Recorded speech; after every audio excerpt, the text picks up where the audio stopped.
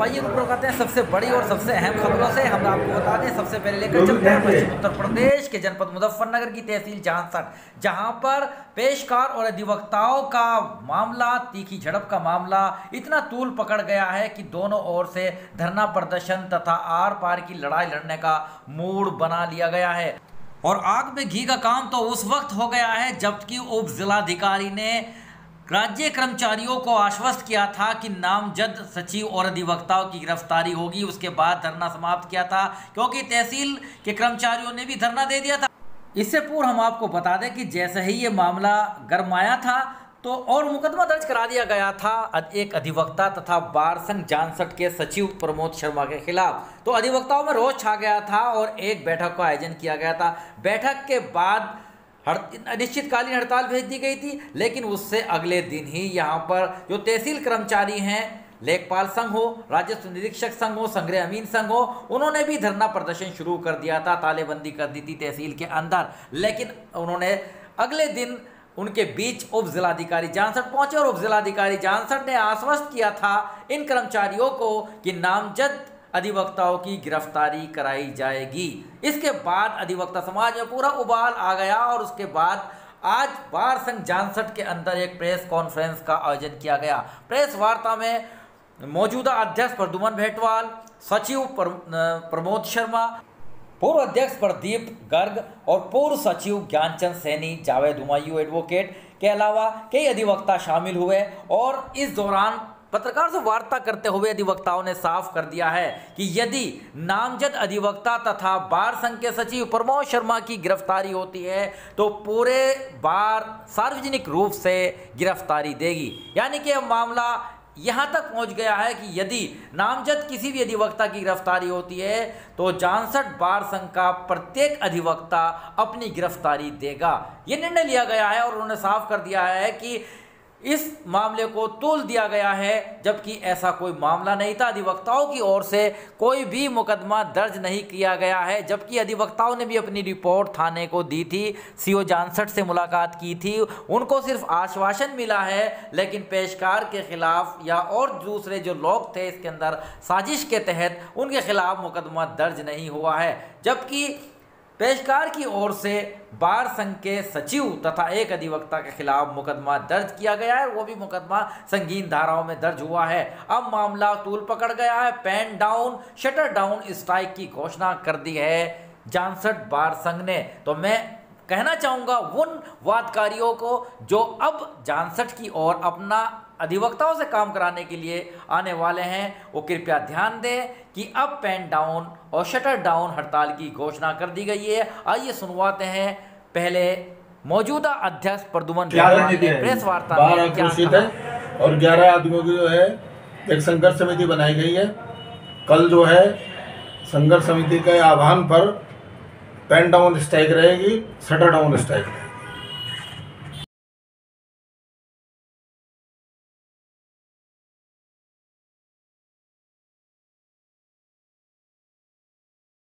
कहना ये है कि प्रशासन जो है हठधर्मिता पे उतारू हो गया है।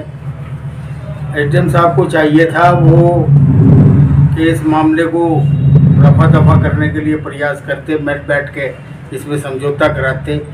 इसके बजाय वो जो हैं सेक्रेटरी की गिरफ्तारी की बात कर रहे हैं। तो बार संघ जानसठ जो है वो पूरी तरह अपने सेक्रेटरी के साथ है। सारे यदि वो गिरफ्तार होते हैं तो पूरा बार संघ जानसठ अपनी गिरफ्तारी देने।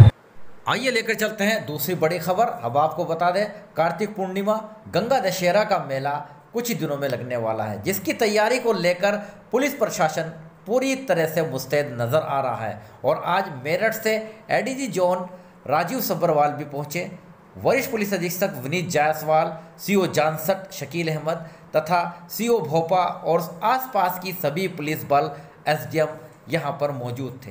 पल पल की अपडेट ली गई। पुलिस चप्पे चप्पे पर रखेगी अपनी निगरानी।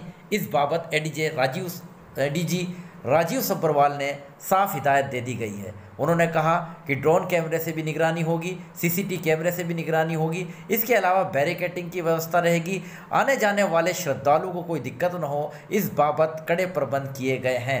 इससे पूर्व जिलाधिकारी सीबी सिंह तथा विनीत जायसवाल ने भी यहाँ का निरीक्षण किया तथा एक व्यवस्थाओं का जायजा लिया तथा कार्तिक पूर्णिमा पर मेला सकुशल संपन्न हो इस बाबत आवश्यक दिशा निर्देश संबंधित अधिकारी कर्मचारियों को दे दिए गए हैं। इसके अलावा गंगा स्नान के वक्त कोई अनहोनी घटना न घटे, इस दौरान तैराक भी यहाँ पर मौजूद रहेंगे, गोताखोर मौजूद रहेंगे। इसके अलावा जो स्वास्थ्य विभाग की टीम है वो भी पूरी तरह से मुस्तैद रहेगी।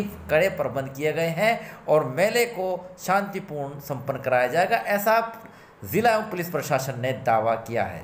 दूसरी ओर लेकर चलते हैं उत्तर प्रदेश की राजधानी लखनऊ समाजवादी पार्टी मुख्यालय कार्यालय पर। हम आपको बता दें, उत्तर प्रदेश के पूर्व मुख्यमंत्री अखिलेश यादव को मिलने के लिए, उनको सांत्वना देने के लिए तथा संवेदनाएं व्यक्त करने के लिए नेताओं का सिलसिला लगातार उनके यहाँ आना जाना लगा हुआ है।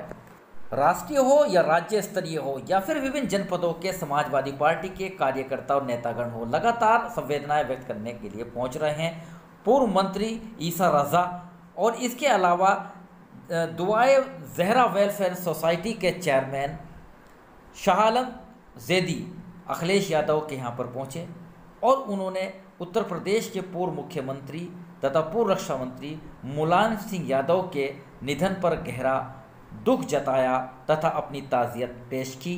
देख सकते हैं तस्वीरें, इसके साथ उन्होंने अपनी तस्वीरें भी साझा की है आज।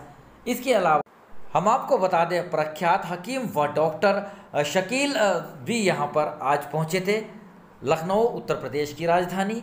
उनके साथ समाजवादी पार्टी मेरठ के युवजन सभा के वरिष्ठ नेता अध्यक्ष यहाँ पर साकिब सईद भी यहाँ पर पहुँचे और इसके अलावा गुलशेर मलिक राणा भी यहाँ पर पहुँचे थे। गुलशेर राणा जो कि भावी प्रत्याशी बताए जा रहे हैं, मेयर चुनाव लड़ना चाह रहे हैं जनपद मेरठ से, वो भी अपने साथियों के साथ आज पूर्व मुख्यमंत्री अखिलेश यादव के पास पहुंचे और उन्होंने पूर्व मुख्यमंत्री मुलायम सिंह यादव के निधन पर गहरा दुख जताया, अपनी श्रद्धांजलि दी, अपनी ताज़ियत पेश की। देख सकते हैं उन अखिलेश यादव जो कि उत्तर प्रदेश के पूर्व मुख्यमंत्री हैं, उनके साथ फ़ोटो सेशन भी कराया है गुलशेर राणा और हाजी शकील तथा हाजी साकिब द्वारा।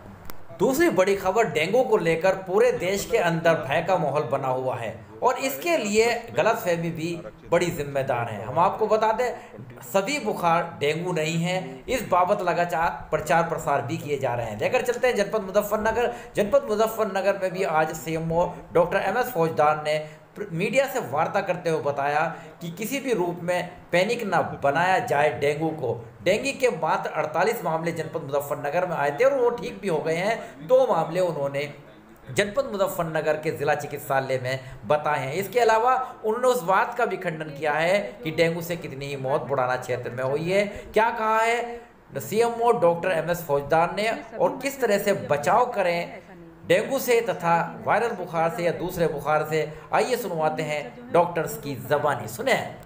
मुजफ्फरनगर में अब तक इस सीज़न में 48 केस मिले हैं डेंगू के, जिसमें से आधे से ज़्यादा तो लगभग ठीक हो चुके हैं, क्योंकि 48 की संख्या मतलब 1-1.5 महीने से जो केस मिलने शुरू हुए हैं तब से है और अब उतना ज़्यादा वो नहीं है डेंगू का। जिला अस्पताल में केवल 2 मरीज भर्ती हैं। प्राइवेट अस्पतालों से भी हम रोज़ाना सूचना लेते हैं, वहाँ भी कमी आ रही है। और जो डेंगू के पॉजिटिव जो उतार रहे हैं लोग, वो असल में क्या है, आम आदमी ने बुखार का पर्यायवाची शब्द डेंगू बना दिया है। वो हर बुखार को डेंगू कहते हैं। तो मेरी तो ये सलाह है और मैं यही कहा भी है हर बार कि अगर बुखार होता है तो किसी योग्य चिकित्सक से सलाह लें और बुखार की जांच जरूर कराएं कि वो बुखार वायरल है, मलेरिया है, टाइफाइड है, क्या है। नहीं, बुढ़ाना में कोई मौत नहीं हुई अब तक। कल पूरे दिन में वहीं लुसाना गांव में रहा था जिसकी की चर्चा चल रही है, और लुसाना गांव में जो 3 मौत हुई थी उनका हमने पूरी जांच पड़ताल करके उनकी वो की है। उनमें से जो निरंजन हैं जिनकी मौत हुई है, उनके दोनों गुर्दे ख़राब थे और वो डायलिसिस पे चल रहे थे और मेरठ के अस्पताल वालों ने जवाब दे दिया था और वो उन्हें इसीलिए अपने घर ले आए थे। और जो दूसरे उमेश हैं, उनके घर वाले बता रहे हैं उन्हें कोई बुखार वगैरह नहीं था, उनकी हार्ट अटैक से डेथ हुई है। और जो तीसरी जूली है महिला, उनकी वो सुभारती में एडमिट थी, वहाँ से हमने उनकी डायग्नोसिस पता की है, वो एंटेरिक एन्सेफेलोपैथी की डायग्नोसिस मिली है। तो वो दिमागी जिसे कहते हैं सूजन आ जाती है, दिमागी बुखार। मैंने लुसाना में जाके उनसे कहा कि हमें डेंगू की रिपोर्ट दिखा दो पॉजिटिव, किसी भी अस्पताल में जब आपने करवाई हो, क्योंकि मौत से पहले अस्पताल तो जाते ही आदमी। तो उनके पास, किसी के पास कोई डेंगू की रिपोर्ट नहीं थी। और फिर मैं और मेरे साथ एसडीएम साहब भी थे, वहाँ के एमओआईसी भी थे, बाद में पूर्व विधायक उमेश मलिक जी भी पहुँच गए थे गाँव में, विवेक बालियान जी भी पहुँच गए थे। तो बाद में हमने उनसे कहा गाँव वालों से कि हमें उन घरों में ले चलो जहाँ ज़्यादा बुखार का प्रकोप है। तो वो हमें 2-3 घरों में ले गए। उन घरों में केवल बाकी कोई सदस्य बुखार से पीड़ित नहीं था। हमने दरवाजे के बाहर खड़े रह के अंदर टीम भेजी, पूरी थर्मामीटर वगैरह लेके। उसमें एक महिला टाइफाइड की थी, उनके पास विडाल पॉजिटिव की रिपोर्ट मौजूद थी, लेकिन डेंगू की कोई रिपोर्ट नहीं थी। तो ये केवल भय का और एक पैनिक जरूर बना दिया गया है। तो इससे मेरी तो पूरी जनता से अपील है आप लोगों के माध्यम से कि डेंगू का पूरा इंतजाम है, और डेंगू की रिपोर्ट को जो प्राइवेट पैथोलॉजी वाले बता देते हैं पॉजिटिव है, इसका कंफर्मेशन एलाइजा टेस्ट से होता है। सर देहात में किस तरह काम कर रहे हैं? देहात में इस तरह काम कर रही है जैसे कि कल हमने टीम को भेजा था, या जहाँ से भी सूचना मिलती है हमें कि उस गांव में बुखार है, प्रधान जी की सूचना मिले या किसी जनप्रतिनिधि की या हमारे स्टाफ द्वारा सूचना मिलती है, तो गांव में हमारा जो आशाएं हैं हमारी, उनसे हम सर्वे कराते हैं। कल भी हमने लुसाना में आशाओं से डोर टू डोर सर्वे कराया है, घर घर जाके। और आशाएं हमारी कर भी लेती हैं सर्वे, क्योंकि 200-250 घरों के बीच में एक आशा होती है और उसी गांव की रहने वाली होती हैं, तो उनका पे विश्वास भी होता है गांव वालों को। तो कल भी हमने लुसाना में 112 लोगों की आशाओं ने लिस्ट बनाई और वो वहाँ आए, उनकी जाँच करवाई। उनमें 32 को हल्का सा बुखार वगैरह था, उसमें जाँच की गई, न तो किसी को मलेरिया निकला, न डेंगू निकला, न टाइफाइड निकला। 32 लोगों की जांच की गई, और उनके ये जांच तो ऐसी है कि वहीं की जाती है और गांव वालों के सामने की जाती है। तो इसमें कोई ये भी नहीं है कि पैथोलॉजी से रिपोर्ट लेके और शाम को ले जाना है, वो ले जाना, वहीं 10-15 मिनट में साथ के साथ जांच हो। उसमें जो डेंगू और चिकनगुनिया फैलाने वाला मच्छर है वो घरों के अंदर पैदा होता है। ये साफ़ पानी में पैदा होने वाला एडीज मच्छर है, आसानी से पहचाना जा सकता है। इसके शरीर पे वाइट लाइनें होती हैं, इसीलिए इसको टाइगर मच्छर भी बोलते हैं। ये फ्रिज के पीछे की ट्रे में जो वेस्टेज ट्रे होती है, पानी बूंद बूंद इकट्ठा होता है, या कूलर आपने इस्तेमाल किया, बंद करके रख दिया, पर उसमें कुछ पानी बचा हुआ है, पौधों में पानी डाला, गमलों में भर गया पानी, जो किसी भी तरह से कबाड़ में, टायरों में या किसी भी तरह से साफ़ पानी इकट्ठा हुआ है, तो उसमें डेंगू के मच्छर का लार्वा पैदा हो जाता है। तो इस चीज़ के लिए हमें हर सप्ताह अपने घर की निगरानी करनी है।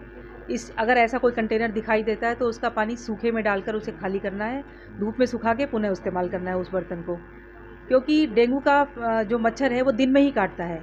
तो इसके लिए हमें व्यक्तिगत सुरक्षा भी बहुत ध्यान रखनी है। पूरी आस्तीन के कपड़े पहनने हैं, जूता मोजा, मतलब यथासंभव शरीर को ढकने वाले वस्त्र पहने। दिन में काटता है तो मॉस्किटो रेपेलेंट भी आप अपने आसपास जो कमरों में लगा कर रखें, और अपने कार्यालय की, विद्यालय की, प्रतिष्ठानों की नियमित निगरानी करते रहें, क्योंकि हम अधिकांश समय यहीं पर बिताते हैं। पोस्ट भी वायरल हो रही है कि 2 फीट से ऊपर नहीं उड़ सकता, इसमें कितनी सच्चाई? नहीं, ऐसा नहीं है। आजकल तो साधन इतने हैं, लिफ्ट वगैरह है, मल्टी स्टोरी बिल्डिंग्स में आपके साथ साथ मच्छर भी ऊपर जा सकता है। तो ये ज़्यादा हाइट नहीं होती है इसकी, ये तो सही है, बट ऐसा नहीं है कि वो ऊपरी वाले फ्लोर तक पहुंच नहीं सकता है। तो इससे इतना घबराने की आवश्यकता नहीं है, इतना देखिए, डेंगू भी एक तरह का वायरल बुखार है। 95% से ज़्यादा तो ये लोगों में स्वतः ही ठीक हो जाता है, इम्यूनिटी के ऊपर डिपेंड करता है। कुछ केसेस जो है सीरियस हो जाते हैं, बट पैनिक करने की इतनी आवश्यकता नहीं होती। जो इसके साधारण लक्षण है, सिर में दर्द हुआ है, जोड़ों में दर्द हो रहा है, बुखार चढ़ रहा है, यदि ऐसा है तो जिला चिकित्सालय में समस्त प्रकार के जाँच की सुविधा है, यहाँ जाँच हो जाती है। एलिसा जाँच भी उपलब्ध है, और उसके बाद तुरंत उपचार भी उपलब्ध है। कोई विशेष उपचार डेंगू का होता नहीं है। अगर डेंगू की स्थिति बनती है तो क्या मरीज को क्या लेना चाहिए इसमें?